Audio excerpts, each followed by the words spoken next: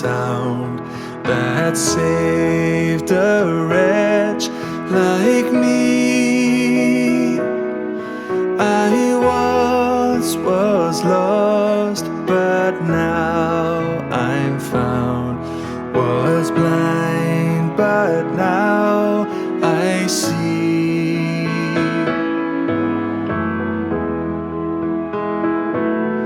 'Twas grace that taught my heart to fear, and grace my fears relieved.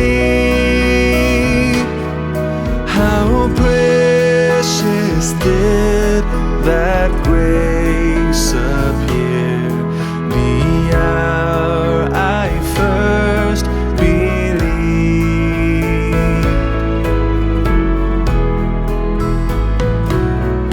Through many dangers, toils, and snares, I have already come. 'Tis grace hath brought me safe thus far, and grace will lead me home.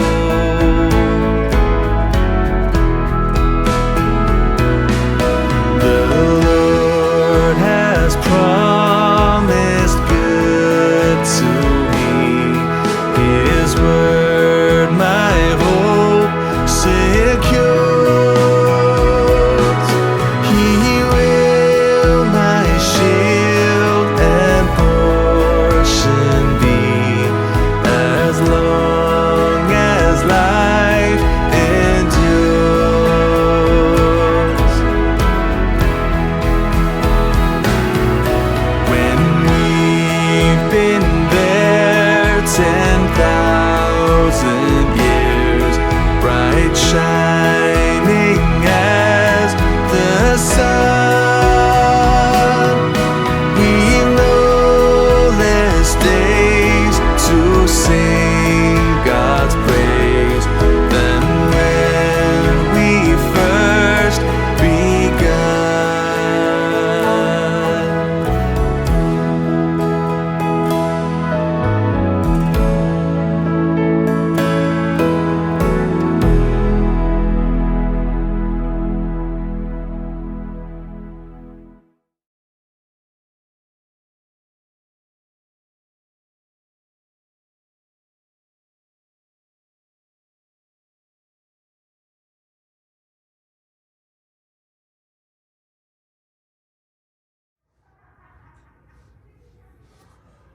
And on the first day of the festival of unleavened bread, the disciples came to Jesus and asked, "Where do you want us to prepare the Passover meal for you?"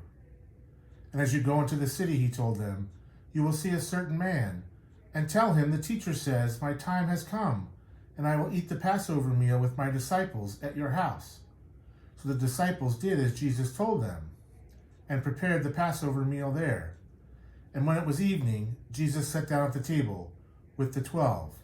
And while they were eating, he said, I tell you the truth, one of you will betray me. And greatly distressed, each one of them asked in turn, Am I the one, Lord? He replied, One of you has just eaten from this bowl with me and will betray me. For the Son of Man must die, as the Scriptures declared long ago. How terrible it would be for one who betrays him. It would be far better for that man if he had never been born. Judas, one of the 12 who would betray him, also asked, Rabbi, am I the one? And Jesus told him, You have said it.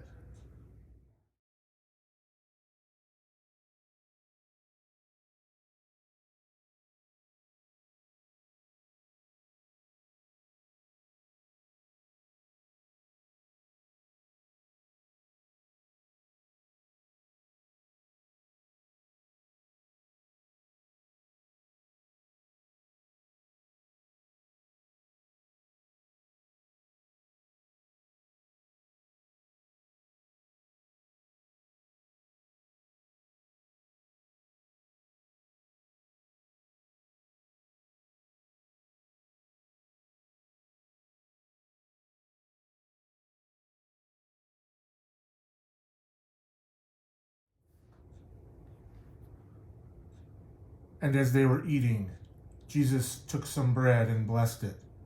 Then he broke it in pieces and gave it to the disciples, saying, "Take this and eat it, for this is my body."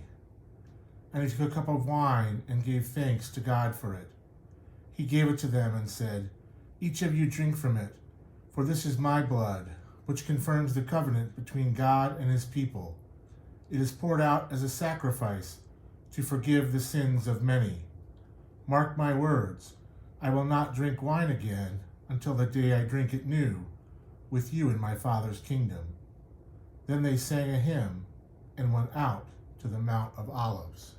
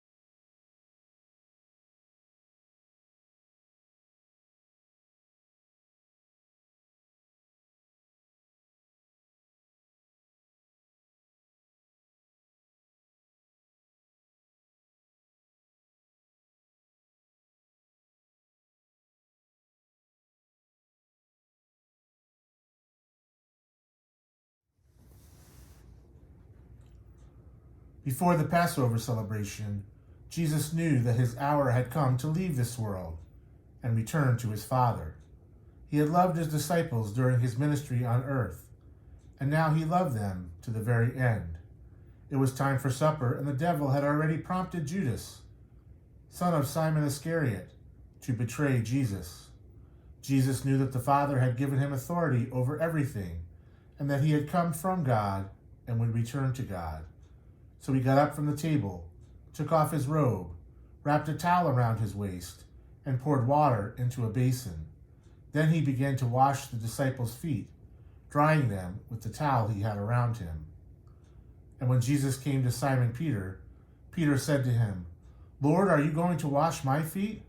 And Jesus said, "You don't understand now what I am doing, but someday you will." "No," Peter protested, "you will never wash my feet." And Jesus replied, "Unless I wash you, you won't belong to me." And Simon Peter exclaimed, "Then wash my hands and feet as well, my hands and head as well." "Lord, just not my feet." And Jesus replied, "A person who has bathed all over does not need a wash, except for the feet, to be entirely clean. And you disciples are clean, but not all of you." For Jesus knew who would betray him. That is what he meant when he said, "Not all of you are clean." And after washing their feet, he put on his robe again and sat down and asked, "Do you understand what I was doing? You call me teacher and Lord, and you are right, because that is what I am. And since I, your Lord and teacher, have washed your feet, you ought to wash each other's feet. I have given you an example to follow. Do as I have done to you. I tell you the truth. Slaves are not greater than their master, nor is the messenger more important than the one who sends the message. Now that you know these things, God will bless you for doing them."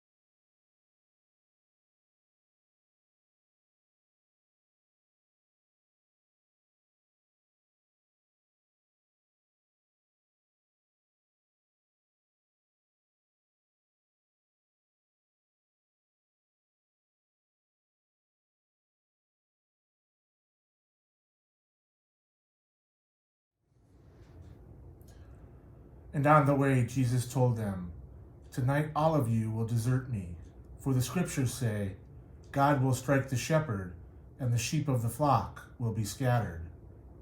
But after I have been raised from the dead, I will go ahead of you to Galilee and meet you there."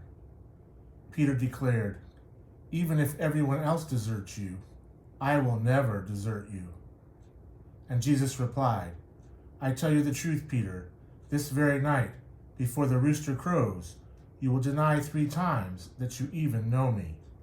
"No," Peter insisted, "even if I have to die with you, I will never deny you." And all the disciples vowed the same. Jesus then went with them to the olive grove called Gethsemane, and he said, "Sit here while I go over there and pray." He took Peter and Zebedee's 2 sons, James and John, and he became anguished and distressed. He told them, "My soul is crushed with grief to the point of death. Stay here and keep watch with me." He went on a little farther and bowed his face to the ground.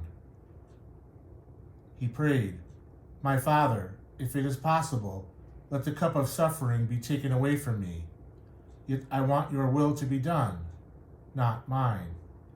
Then he returned to the disciples and found them asleep. And he said to Peter, "Couldn't you watch with me even for 1 hour? Keep watch and pray, so that you will not give in to temptation. For the spirit is willing, but the body is weak." Then Jesus left them a second time and prayed, "My Father, if this cup cannot be taken away unless I drink it, your will be done." Then he returned to them again. He found them sleeping, for they couldn't keep their eyes open. So he went to pray a 3rd time, saying the same things again. Then he came to the disciples and said, "Go ahead and sleep, have your rest. But look, the time has come. The Son of Man is betrayed into the hands of sinners."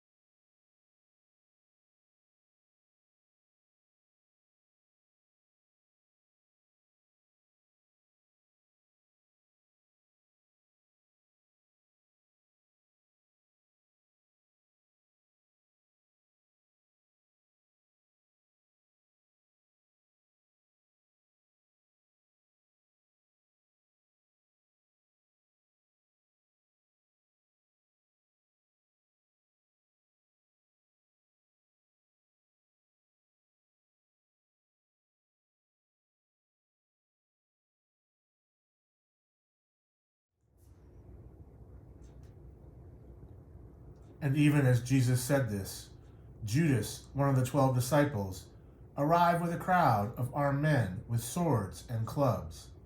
They had been sent by the leading priests and elders of the people. The traitor Judas had given them a prearranged signal. "You will know which one to arrest when I greet him with a kiss." So Judas came straight to Jesus. "Greetings, Rabbi," he exclaimed, and gave him the kiss. And Jesus said, "My friend, go ahead and do what you have come for." Then the others grabbed Jesus and arrested him.